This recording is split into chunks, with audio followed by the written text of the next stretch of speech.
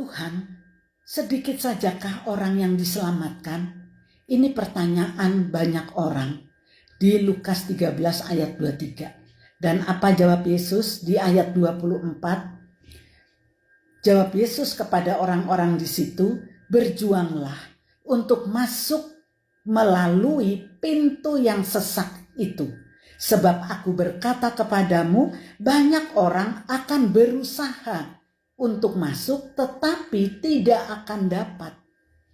Bayangkan saudara, yang sudah Yesus tebus dengan darahnya, Yesus masih mengatakan berjuanglah melalui pintu yang sesak itu. Jadi memang jalan menuju sorga adalah jalan yang mustahil ketika tidak atau belum ditebus oleh darah Yesus. Sedangkan yang sudah ditebus saja, hidup sudah tidak bisa lagi sembarangan. Kenapa dikatakan harus melalui pintu yang sesak itu?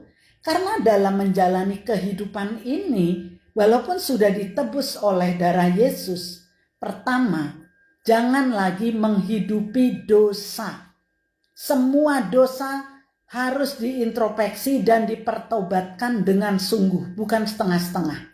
Yang kedua, jangan lagi menghidupi kedagingan. Apa itu kedagingan? Galatia 5 ayat 19 sampai terus menjelaskan percabulan, iri hati, dengki, amarah, kepentingan diri sendiri, roh percideraan, kemabukan, pesta pora. Belum lagi ditambah di ayat 26-nya atau 27, gila hormat, saling mendengki, saling menantang. Itu kedagingan. Dan jangan lagi kita masuk ke area keduniawian. Apa itu? Keinginan daging, keinginan mata, keangkuhan hidup. Itu adalah area jalan lebar. Sedangkan area jalan sempit harus tinggalkan jalan lebar. Jadi di sini mari masih ada kesempatan untuk kita ini bertanya dalam diri kita. Tujuan hidup kita ini mau kemana?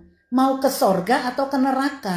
Kalau memang kita inginnya menuju ke sorga, jalannya ya harus jalan menuju sorga. Pintunya, jalannya itu memang sesak. Tidak bisa hidup sembarangan lagi.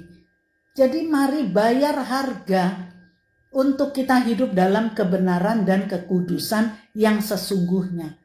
Dengar, Tuhan itu ingin apa dari kita, itu yang kita lakukan. Jadi bukan lagi kehendak kita yang kita lakukan, tapi kehendak Tuhan. Dan untuk tahu kehendak Tuhan, kita harus terhubung juga dengan Tuhan, ya, dengan Roh Kudusnya. Karena semua yang kita perbuat di dunia ini akan ada masanya kita harus mempertanggungjawabkan. Ya, Roma 14 ayat 12. Demikianlah setiap orang di antara kita akan memberi pertanggungan jawab tentang dirinya sendiri kepada Allah. Jadi sekarang kita harus mulai belajar bertanggung jawab atas diri sendiri. Karena di sana demikiannya lah yang terjadi. Kita harus mempertanggungjawabkan semua yang kita lakukan, semua yang kita katakan. Tidak bisa kita berkata, aku begini karena si A begitu. Jadi nyalahkan orang sehingga kita tidak bisa hidup dalam kebenaran. Gak bisa. Semuanya harus mempertanggungjawabkan perbuatannya, dirinya sendiri di hadapan Tuhan. Jadi orang Kristen jangan cengeng, jangan manja. Mau disakiti orang, mau mengalami kerugian, mau apapun yang Tuhan izinkan terjadi, anggap itu latihan untuk kita bisa menguasai diri kita dan tetap mengasihi orang lain.